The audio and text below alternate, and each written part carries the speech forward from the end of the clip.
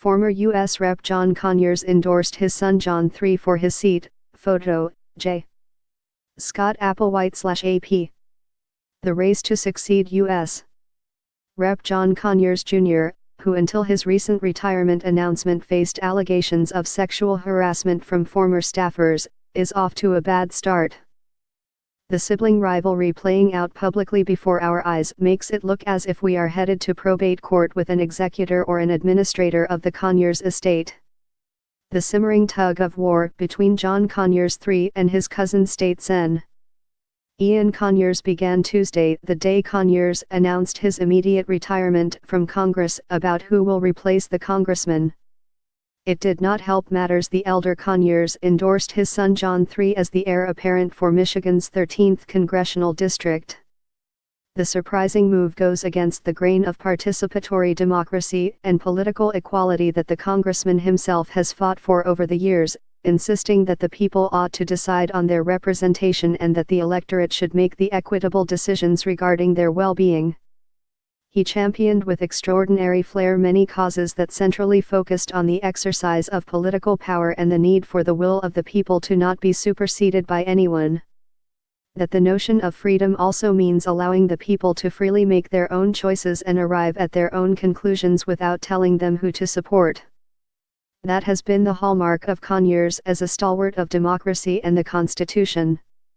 That is why he has been one of the most forceful voices in Congress for safeguarding the interest of minorities and others who have been historically excluded from participating in the electoral franchise. That is part of the reason why Conyers is regarded in the civil rights community as one of the last remaining vital members of the Moses generation, the generation that ended Jim Crow and fought for African Americans to have the right to vote. But inasmuch as Conyers retains the right to declare his choice to take his seat, it is ironic that he would do so as opposed to submitting to the will of the people who have kept him in office.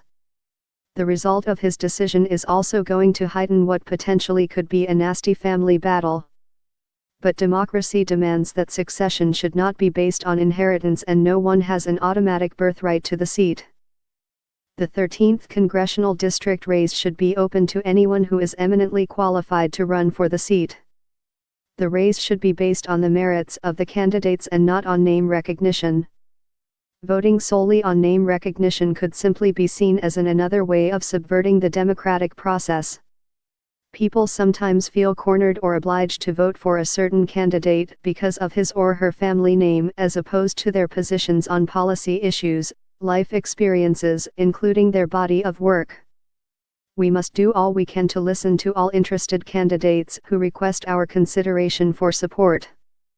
I hope people who are toying with the idea of running for the seat do a lot of soul searching, said Jonathan Kinloch, chairman of the 13th Congressional District Democratic Party. Kinloch believes the seat is a coveted one and anyone who is planning on running should be able to prove their mettle.